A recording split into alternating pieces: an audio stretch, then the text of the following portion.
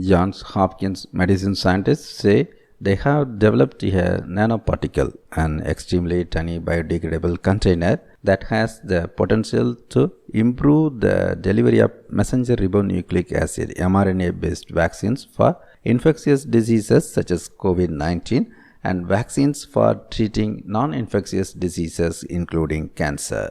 Results of tests in mice reported in the journal Proceedings of the National Academy of Sciences showed that the degradable polymer-based nanoparticle carrying an mRNA-based vaccine, when injected into the bloodstream of mice, was able to travel to the spleen and activate certain cancer-fighting immune cells in a targeted way.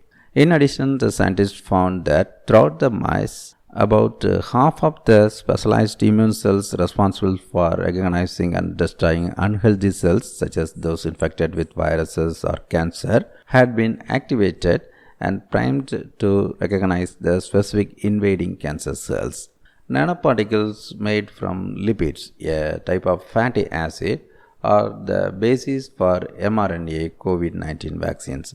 Such lipids-based preventive vaccines are typically injected into muscle. However, while muscle contains many cells capable of expressing mRNA that can lead to an antibody response, there are relatively few dendritic cells, immune cells, that teach the rest of the immune system, in particular T cells, to seek and destroy cancer cells.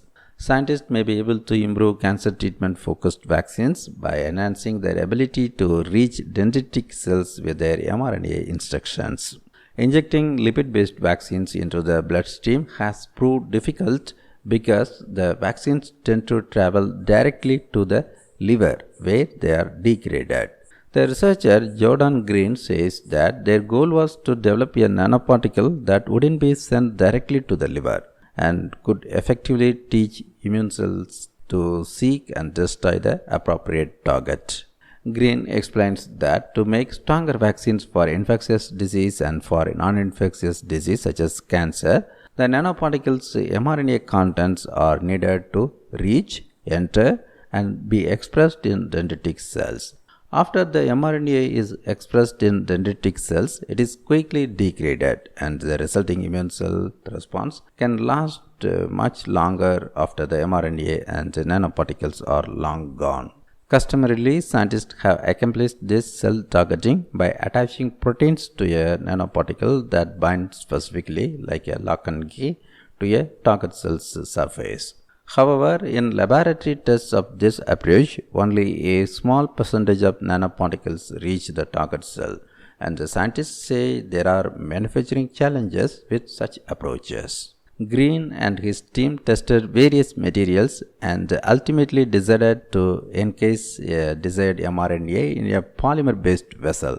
Polymers are repetitive groups of small molecules that form a tightly bonded chain to create a larger molecule, and they can be designed to biodegrade back to small molecules in the body.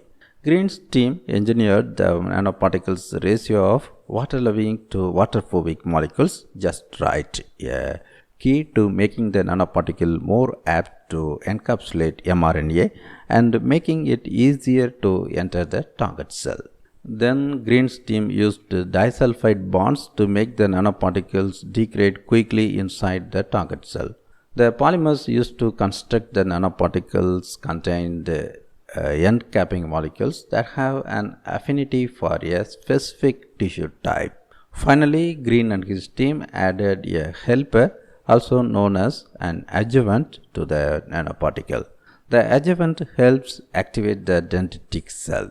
In experiments of cells grown in the laboratory, the researchers found that the nanoparticle configuration they developed was taken up by primary dendritic cells at levels about 50-fold higher than mRNA by itself.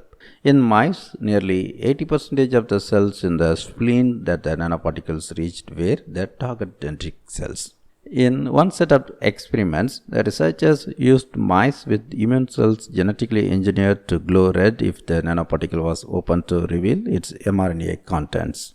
They found that 5 to 6% of all dendritic cells in the spleen successfully took up, opened, and processed the nanoparticle, and that this happened mostly in dendritic cells compared with other immune cells, including macrophages, monocytes, neutrophils, and T cells. The immune system is designed to work through an amplified response where dendritic cells teach other immune cells what to look for in the body. Later experiments showed that half of mice with colorectal cancer survived long term after receiving 2 injections of the new nanoparticle formulation plus an immunotherapy drug, compared with 10 to 30% that survived after treatment with other nanoparticle formulations and an immunotherapy drug or the immunotherapy drug alone. Of the long-term surviving mice with colorectal cancer, all of them lived without additional treatment when the researchers gave them additional colorectal cancer cells, suggesting a long-term immunological response that prevented the cancer from returning. The researchers also found that 21 days after treatment with the new nanoparticle, 60% of the cell-killing T cells in the mice were armed to recognize and attack the colorectal cells. Similarly, in mice with melanoma, about half of the same type of T cells were primed to attack melanoma. This new nanoparticle delivery system may improve the way vaccines are given for infectious disease, and it may open a new avenue for treating cancer as well.